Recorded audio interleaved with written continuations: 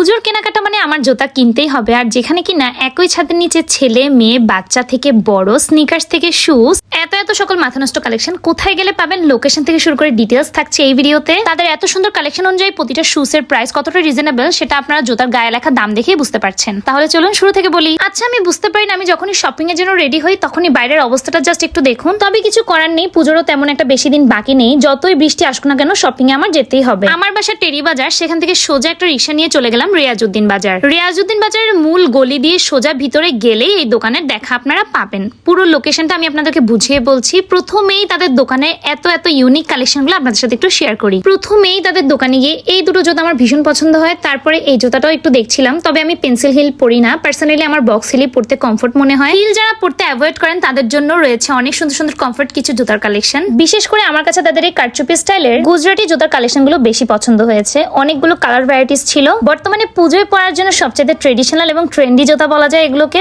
যে কোনো আউটফিটের সাথে অনেক বেশি ভালো মানায় এগুলো। স্লিপারের খুব সুন্দর কালেকশন ছিল, খুব বেশি স্টাইলিশ এগুলো। এই দিক সেই দিক অনেকগুলো জুতা দেখতে দেখতে আমার মার জন্য মিডিয়াম এই বক্স হিলটা আমার পছন্দ হয়েছে। আমার মায়ের পায়ে ভীষণ সুন্দর মানিয়েছে জুতাটা। এরপর চলে যাই তাদের সবচেয়ে ইউনিক যে কালেকশন, সেগুলো হলো তাদের শুজ এবং স্নিকার্স কালেকশন। বিশেষ করে বাচ্চাদের এত ভ্যারাইটিস কালেকশনের কেটস ছিল এখানে। নরমালি সচরাচর দোকানে বড় থেকে বাচ্চাদের সকল কালেকশন একসাথে পাওয়া যায় না একই ছাদের নিচে, তবে তারা একসাথে সকল কালেকশন রাখার চেষ্টা করেছে। আর এই শুজ এবং কেটস এর প্রাইস গুলো তেমন একটা হাই রেঞ্জের নয়, মোটামুটি রিজনেবল এর মধ্যেই আছে। আপনারা যারা জিম এবং জগিং করেন সকালে, তাদের জন্য এখানে অনেক সুন্দর কমফোর্টেবল কিছু জুতার কালেকশন ছিল। বেবি গার্লদের জন্য অনেক সুন্দর সুন্দর কিছু জুতার কালেকশন ছিল। সত্যি কথা বলতে বাচ্চারা সবসময় কমফোর্টেবল কিছু পড়তে পছন্দ করে, আর প্রতিটা বেবিদের জুতা এতটা কোয়ালিটি সম্পন্ন ছিল যে বাচ্চারা পরে কখনোই বিরক্ত হবে না। আপনারা হয়তো দেখেই বুঝতে পারছেন। এবার দেখাই তাদের ফুল শুজ এবং হাফ শুজ এর উপর কি সুন্দর সুন্দর কালেকশন পেয়ে যাবে। এই ধরনের স্টোনের কাজের জুতাগুলো অনেক বেশি ক্লাসি। জুতা জিনিসটার প্রতি আমি এত বেশি অবসেসড, আমি যতই জুতা কিনি না কেন ততই আমার আরো কিনতে ইচ্ছে করে। আমি নিজেকে নিজে প্রতিজ্ঞা করেছিলাম যে আমি জাস্ট এক জোড়া জুতা কিনবো, বাট